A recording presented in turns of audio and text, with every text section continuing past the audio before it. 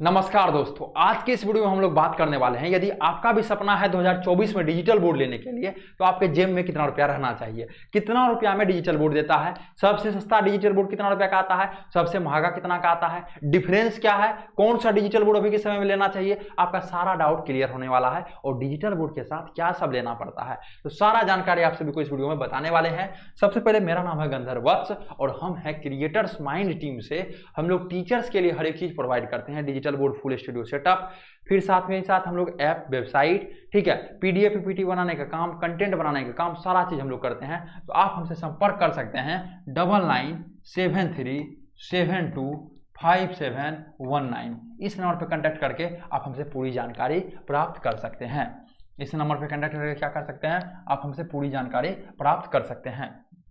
अभी देखिए यदि बात की जाए डिजिटल बोर्ड प्राइस का, तो मार्केट में जो है जो टीचर्स डिजिटल बोर्ड खरीद रहे हैं उसका सपना है डिजिटल बोर्ड पे पढ़ाए, लेकिन बहुत सारा ठगने वाला भी आ गया है मार्केट में। आपको कम रुपया में डिजिटल बोर्ड देके लेकिन सर्विस अच्छा नहीं दे पाता है, जिसके कारण आप लोग क्या कर जाते हैं, फंस जाते हैं। तो इसलिए आपसे यही विनती है, आप पहले रिसर्च कीजिए, प्रोडक्ट को समझिए, तब जाके डिजिटल बोर्ड लीजिए। एक ऐसा जगह डिजिटल बोर्ड लीजिए जिससे कि आपको आगे चलकर कहीं भी परेशानी नहीं हो, आपको सर्विस अच्छा मिल सके, आपको टीम अच्छा मिल सके। हम कई बार इस चीजों को बता चुके हैं। डिजिटल बोर्ड प्राइस बहुत सारा फैक्टर पे दोस्त ये निर्भर करता है। पहला फैक्टर आपका जो आता है ये आता है कंपनी।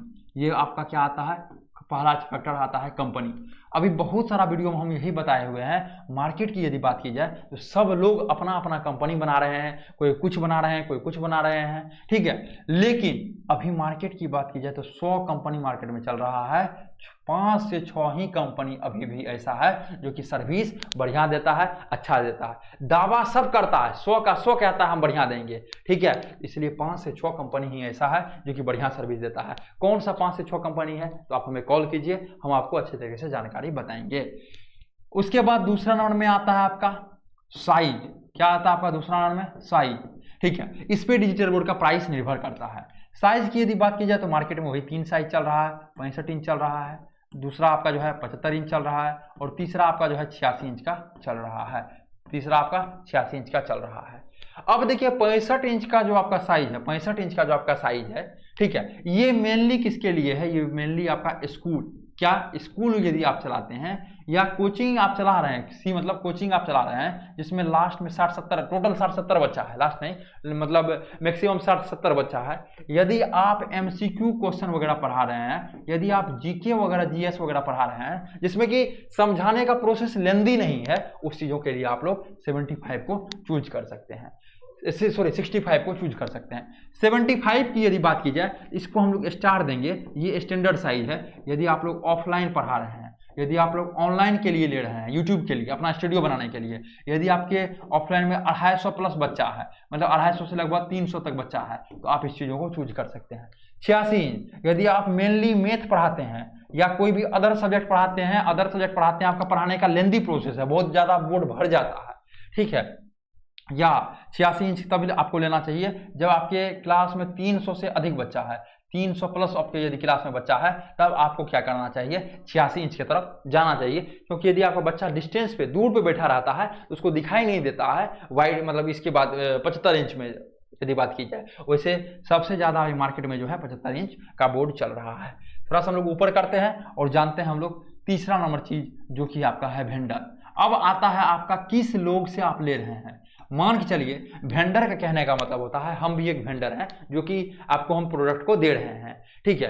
तो बहुत सारा डिजिटल बोर्ड का कंपनी है, मान के चलिए कोई एक्स कंपनी है, आप पहला लोग से पूछिएगा, वो कहेगा सर हम 1,30,000 में देंगे। दूसरा लोग से पूछेगा, कहेगा सर हम आपको 1,25,000 में दे देंगे। कितना, 1,25,000 में दे देंगे। क्या यहाँ आंख मूंद करके ऐसे करके ले लेना चाहिए यहाँ पे? ऐसा गलती आपको नहीं करना है, ऐसा आपको गलती नहीं करना है। क्यों नहीं करना है, मान के चलिए आपको यहाँ पे 5,000, कितना, ये दोनों का डिस्टेंस कितना है 5 के, यदि 5,000 ज्यादा लग रहा है, हो सकता है ये आपको कुछ अच्छा प्रोडक्ट को दे रहा हो, ठीक है। कैसे करेंगे, पहले उसका फीडबैक को समझेंगे, उसके बातों को समझेंगे, उसका ऑफिस में जाके हम लोग देखेंगे दोनों का, तब हम लोग को पता चलेगा। साथ ही साथ हो सकता है ये आपको 3 साल का वारंटी तो दे रहा है, लेकिन एक ही साल में अपना ऑफिस वगैरह बंद करके, बहुत सारा डिजिटल बोर्ड वाला ऑफिस वगैरह बंद करके छोड़ दिया है, कुछ कमा के छोड़ दिया। अब एक ही साल आपको सर्विस दिया, 3 साल का वारंटी है, 2 साल आपको सर्विस नहीं मिला। यहाँ पे आपको 3 साल के बदला 5 साल वारंटी है, या 3 साल वारंटी है, 3 साल में ही आपको सर्विस तीनों साल अच्छा मिले, हो सकता है।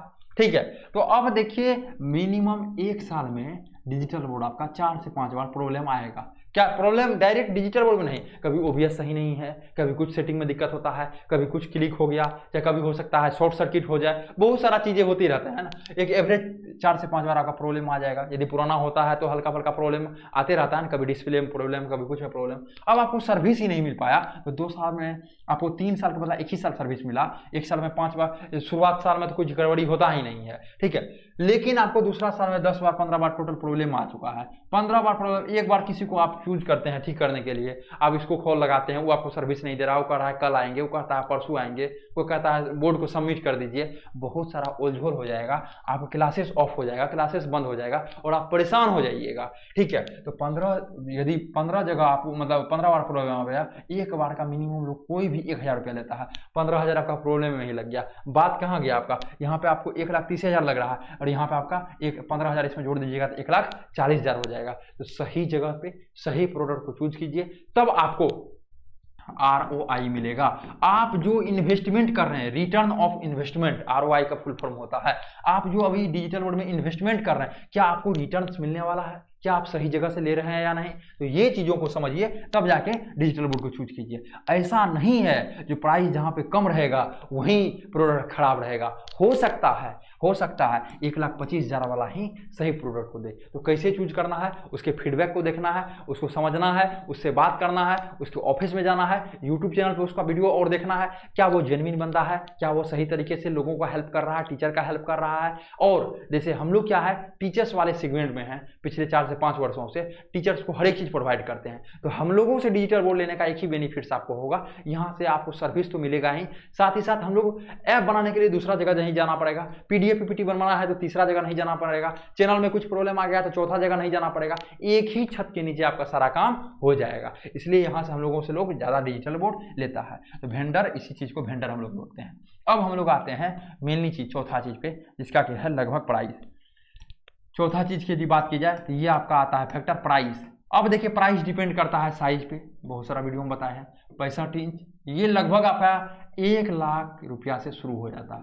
अब डिपेंड करता है कंपनी के ऊपर, बढ़ता कोई 1 लाख है, कोई 1,10,000 का, कोई 1,20,000 का, 1,25,000 का, मतलब लगभग स्टार्टिंग प्राइस यदि बताया जाए 65 इंच का तो 1 लाख रुपया से स्टार्ट हो जाता है। 75 इंच की बताया जाए, 75 इंच का बताया जाए 1,35,000 रुपया से आपका स्टार्टिंग है। कितना, 1,35,000 रुपया से आपका स्टार्टिंग है। यदि 86 इंच का यहीं पे बात की जाए, यहाँ पे 86 इंच का भी बात की जाए तो लगभग 2,10,000 रुपया से आपका स्टार्टिंग है। तो ये 3 साइज का लगभग डिजिटल बोर्ड ये चलता आ रहा है। यही एक प्राइस है जो कि आप सभी को जानना जरूरी था। यदि आपको 2024 में डिजिटल बोर्ड लेना है इतना रुपया 65 इंच में आप जेब में रख लीजिए, यहाँ पे यदि 75 लेना है इतना रुपया रख लीजिए, और 86 लेना है इतना रुपया रख लीजिए। यही चीजें था। और डिजिटल बोर्ड लेने से पहले जरूर रिसर्च कीजिए, क्योंकि यदि आप लोग इन्वेस्टमेंट कर रहे हैं तो सही जगह कर रहे हैं या नहीं, ठीक है, आपको रिटर्न्स मिलने वाला है या नहीं, आपको सर्विस मिलेगा या नहीं, सारा चीज को सोचिए तब जाके कीजिए। आशा करते हैं यह वीडियो बेहतरीन लगा होगा। फिर मिलते हैं आपसे अगले वाले वीडियो में।